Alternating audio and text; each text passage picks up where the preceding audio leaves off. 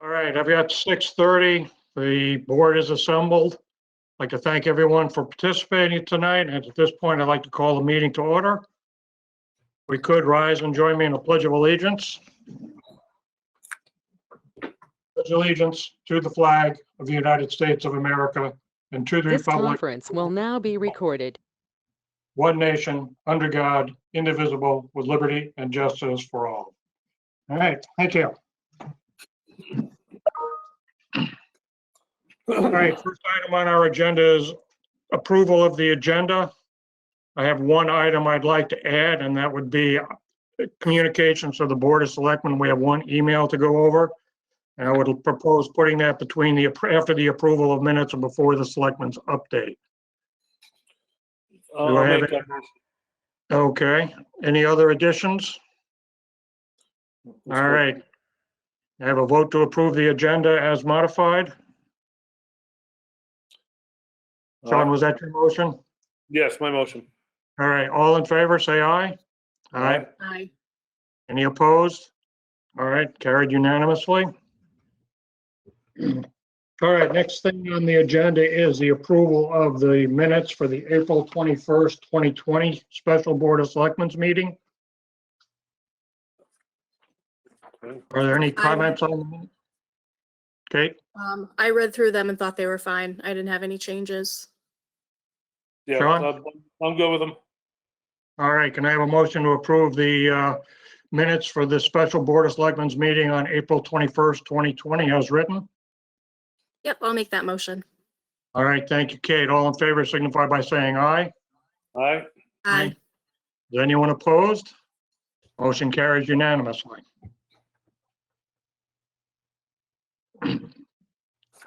All right, next item on the list we had one communication to read. Mr. Louisi, this is your email. Question for tonight, and I'm reading the email. Another town held elections from people's cars. Why can't we have the elections? We can go to Walmart or any other corporate store. We already have one way in and one way out of our voting polls. Mandatory masks. We have gloves at the door. You cannot touch the door handle to enter until you put your gloves on. We put a plexiglass, show ID. A ballot is slid under the plexiglass. You fill out the ballot, put it in the machine and exit the building where a trash can is for your gloves. With everyone putting on gloves before entering, the building is safe. The pen is safe and we can vote easily. Dan, the quick answer to your question is Executive Order 7HH. Before that was issued, which was, I believe, on the 1st of the month or the 8th of the month. But actually that day, I was meeting with Kristen and the registrars to talk about how we could conduct a town meeting safely. I believe it's Vernon you referred to has actually had 2 town meetings where they would just drive up town meetings, show an ID, don't get out of your car, don't roll down the window, thumbs up or thumbs down on the question. I know the second was the budget. I'm not sure about the first, but it was a yes, no vote. And I thought we had some ideas on how we could do it. Unfortunately, the day we had the meeting, that night, the executive order came out and it just flat prohibits holding any meetings of any kind to vote on a town budget. It's got to be approved by the Board of Finance. Again, as I said in my announcement that night, not what I wanted to do. Don't know the rationale for it, but it is now the law of the state. So that is the answer. Any other comments from either of the other selectmen? No, that hits the nail on the head because I remember I had discussions with it also, and I was encouraged that we were going to try to do something, and then they pulled the rug out from under us.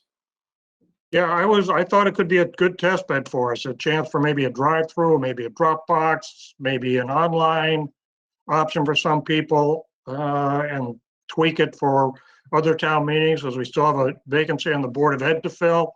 Unfortunately, we no longer have that option. All right, moving along, the Board of Selectmen's updates. Start as always with projects. Dublin Hill Bridge, since they started work a couple of weeks ago, curbing, sidewalk, drainage work, sealing have been completed. Concrete was stained last week. I was down there today and looked at it. I thought it came out nicely. If today's weather forecast was more accurate, I would be able to tell you the paving was done.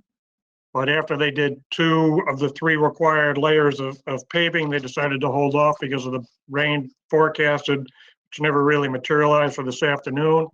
That will probably be done tomorrow. And that's really the end of the major work. They've got some backfilling to do and seeding around the edges. And then after the after the curb, the pavement is allowed to cure for 2 weeks, I'll come back and do line striping. So that project is very near completion, fortunately. Other items, Higginham Cove, we're approaching the Gateway Commission to see about getting some funding from them, and it looks promising to fund the start of a cleanup down on the cove, to open it up since we're limited in what other projects we can do with the pandemic. The Scoville Hole building, the current state garage off Candlewood Hill. As I told you last week, we had last meeting rather, we had 4 companies submit bids for doing an environmental and structural assessment of the site for us. This is all grant funded. We interviewed 3 of them. Of those 3, Ty and Bond had what we thought was the best offer at the best price. We have selected them, and we are working with the next step so they can go forward. Hopefully that evaluation will start fairly soon. Other things on Higginham Center, you may have heard over this weekend, actually it was Friday afternoon and then early Saturday morning, we had 2 break-ins at the elementary school. Fortunately, the alarms were set off shortly after whoever broke in got in, and there's no apparent damage to the school other than the window that was broken the first time somebody got in. We're looking at security camera coverage for the building. I know we've got 1 on the front, but these break-ins were not at the front, so we're seeing what other cameras there are or where we may need to add cameras, and we'll move forward with that, price allowing. That's all I've got for projects. Other things to let you know about, Standard & Poor's conducted a rating review of the town of Haddam, our financial standings. If you remember a couple of years ago, they rated us AAA. We were a little concerned going into this, not that the town's finances changed that much, but the impact of the COVID on state budgets and potential tax revenues. Fortunately, after going through the ratings, Standard & Poor's has reaffirmed our AAA rating, which has worked for us very favorably as we move into later this month to start to offer to sell bonds to support our $6 million bond issue that the town authorized in August. We're looking at conducting the sale at the end of this month and settling on it, signing it, moving forward with the funding for the project in June. Other items to talk about, COVID-19 updates. As of this weekend, we have 24 confirmed cases in Haddam. Fortunately, still have no fatalities.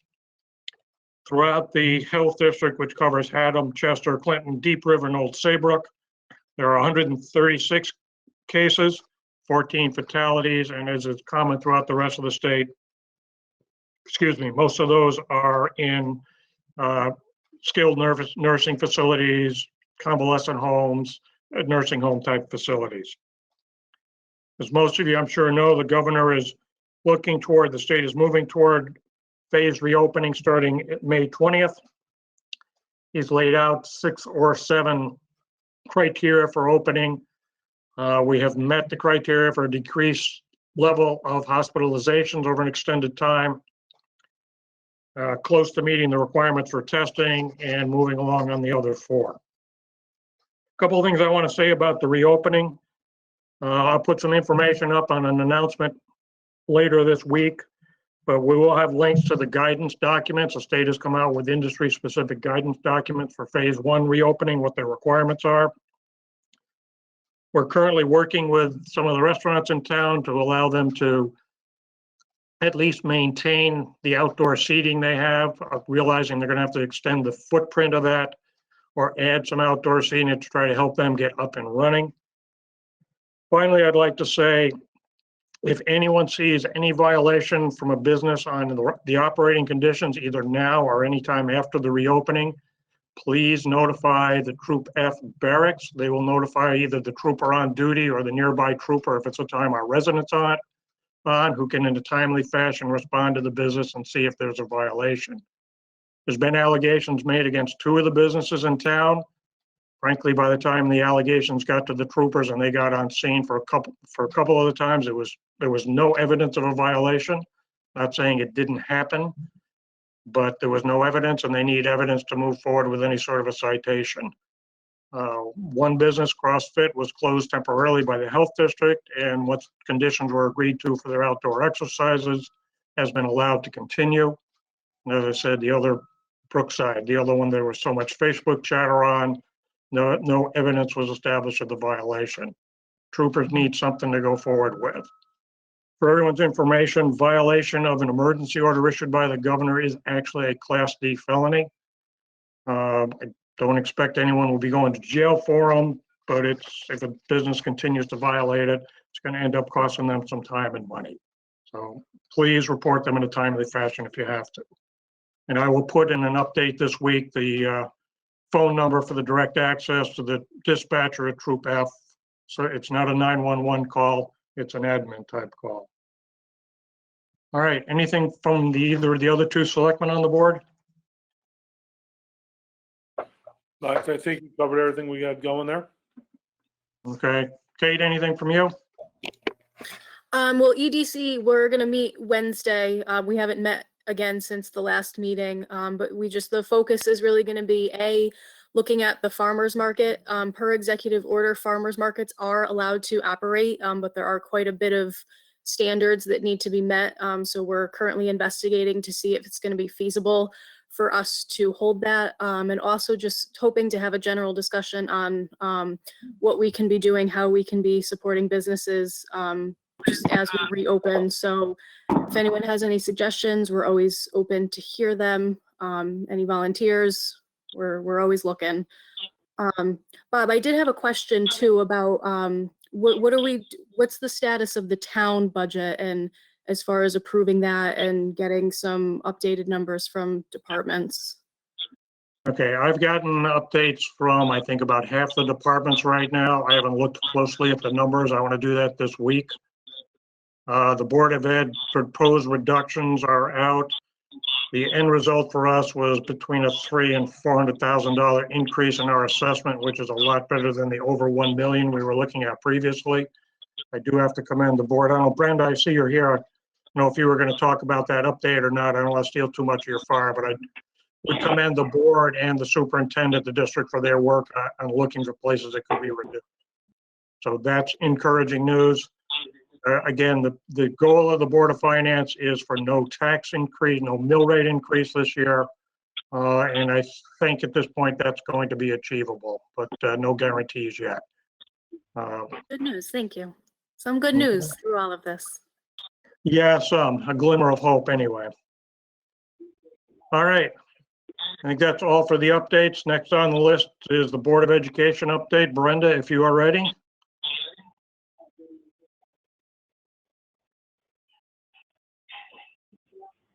Hi, yes, good evening. This is a summary for April 2020 from the Board of Education, Regional District 17. In the midst of COVID-19, there's always good news to share. Haddam Killingworth Intermediate School fifth graders, Lawton Doach and Josie Rimmer, placed second and third, respectively, in a national poster contest called Beneath the Sea Ocean Pals, which focused on keeping the ocean safe from plastic and pollution. So some positive news there. They will be honored in a ceremony in New Jersey in October. In addition, seventh graders from the middle school, Bryce Limberman, Michael Perry, Chase Smalley, Mitchell Kelsey, and Sawyer DiMatteo created a social media website called brighterdaysforall.com. They are focused on spreading positivity to others during this time through uplifting stories and kindness challenges. In regards to the 2020-2021 budget, we have been working very, very hard on this. And in April, the board continued to consider additional adjustments to the budget. The superintendent proposed changing the school calendar to reduce the number of days from 182 to 180. By converting all earlier release days into full days, instructional hours will remain the same. Savings would be realized in transportation and staffing. The superintendent also proposed deferred hiring, purchasing technology this year instead of next, and additional adjustments to the district's late bus and after-school monitors. The budget continues to remain below the 1920 gross budget.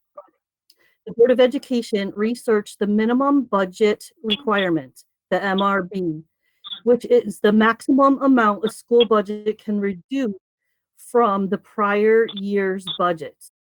The board will be able to vote for a budget that is lower than last year by taking advantage of the MBR exemption. Joint meeting with the Haddam and Killingworth leadership. The third joint meeting this year with the leadership with both towns had occurred in April to share progress on the budget. Answer questions and listen to feedback. Community input on the budget is still requested by the Board of Education through this email, which is BOE public comment at rsd17.org. And I really encourage you to send us your feedback. We'd like to hear what the community thinks, because this is really the only time that the community has to share what they want to share with us. All the information for the budget is listed on our website too. All the reductions are too. The COVID-19 effects for RSD17. Distant learning continues with nearly 100% engagement from the students. Administration sent out surveys to the parents and teachers to put together feedback for everyone's experience. Over 900 parents and teachers responded with feedback that was helpful in planning for phase 2, which moves students to new instruction and content. It increases teacher presence and refines schedule for students as well as their parents who are supporting them at home. As far as the grades go, the district administration, in consultation with the Board of Education Curriculum Committee, made recommendations to the board on grading students during distance learning. High school, middle school students will continue to earn letter grades, but will be given the option of choosing to be graded on a pass-fail basis for courses. Additionally, there'll be no final exams. Kindergarten through 5th grade who do not normally receive letter grades will receive a progress report on effort and performance with a descriptive narrative from their teachers. The pass-fail comes out of Hartford. It's from the governor's office. The last day of school and graduation. The Board of Education set the last day of school for Monday, June 15th, but held off on a formal recommendation for graduation. Subsequently, Governor Lamont declared that school buildings would not reopen for the remainder of the school year. With the state guidance on large gatherings still unchanged, senior celebrations are delayed. Haddam Killingworth High School Principal Hayward has been working along with school seniors and faculty and is hopeful for senior celebrations, including commencement and the senior prom in August. As far as capital improvements, the Haddam Killingworth High School Field House. The architect plans will be presented this month in May, and after their final review, work should commence. The project will begin with the removal of the bleachers and remediation. On our website, you can review the latest changes to the budget under Board of Education, and then the sub-tab Board of Education Special Minutes. A budget FAQ with community input emails can be found under Board of Education budget updates. Thank you very much. Okay, thank you, Brenda. And again, I've got to commend the board and the district for their work on the budget. We certainly appreciate their efforts. Bob, All can I right. ask you a question? Yeah. Brenda, do you know when you're gonna finalize and vote on the budget? We are looking for June 2nd to have it hopefully voted on and sealed up. So public input is, I can't stress that enough, especially if something that we've removed you're not in agreement with, we want to hear about it. One of the big controversial things is removing the late buses. It was completely removed, and then we asked for some buy back in, so we have it down to 2 days a week. And that one's pretty important to a lot of people. So we need to hear from them, though. It's really important to have community input. Thank you. All right, Kate, anything for the Brenda on the update? Nope, I'm good. Okay. Again, thank you, Brenda. All right, moving on. Next order of business are tax refunds. You should have gotten an updated list this afternoon on the tax refunds. I'm showing 2 real estate tax refunds totaling $189.54. No personal property, 2 motor vehicles for $692.58 total, and 1 motor vehicle supplement for a total of a whopping $12.76. Gives us a grand total of $894.88 requested in tax refunds. Can I have a motion to approve the refunds as presented by the tax collector? I'll make that motion. Thank you, Sean. Any discussion? Seeing none, all in favor signify by saying aye. Aye. Aye. Aye. Any opposed? Or none, excuse me, motion is approved unanimously. We have one item under new business. You should have gotten a copy of a non-corporate resolution form from Multi-Bank Security. This has to do with authorization to sign for purchase and sale of CDs. It's being updated because the one we have right now still lists Robin Munster and Liz on it.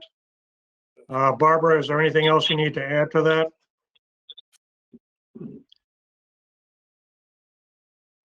No, I've asked thank you. That's Barbara Bertrand, our finance director. Any questions on the non-corporate resolution form, Kate or Sean? I took a look at it. It's fine. Okay, Yep, can I have a very motion straightforward. to approve signing it? Yes, I'll make that motion. Thank you, Kate. Any further discussion? All in favor signify by saying aye. Aye. Aye. Aye. All right, once again, it's a unanimous, no opposition. Thank you for that. And with that, we are to everyone's favorite item on the agenda, which is the adjournment. No one has anything else? Kate, Sean? Looks like none. All right, can we get a motion to adjourn? I'll make that motion this month. Thank you, Sean, for that. All right, all in favor signify by saying aye. Aye. Aye. Any opposed? Surprisingly, no one's in opposition. Thank you, everyone, for your attendance. Joanne, have we sent a record for the shortest meeting yet? I think that's a You're maybe, muted. Joanne, your microphone, so there you go. Okay, All right, well, we'll see all you right, tomorrow. everyone. See you tomorrow Yep. at the, what's it, what Charter commission? there? Revision Committee tomorrow, Yep. Yep. See you then. and then Yes. Economic Development Wednesday. All right, everyone, thank you for attending. Thank everyone in the audience for being here. Have a good evening. Stay safe. Good night. good night. Good night, Night. everyone.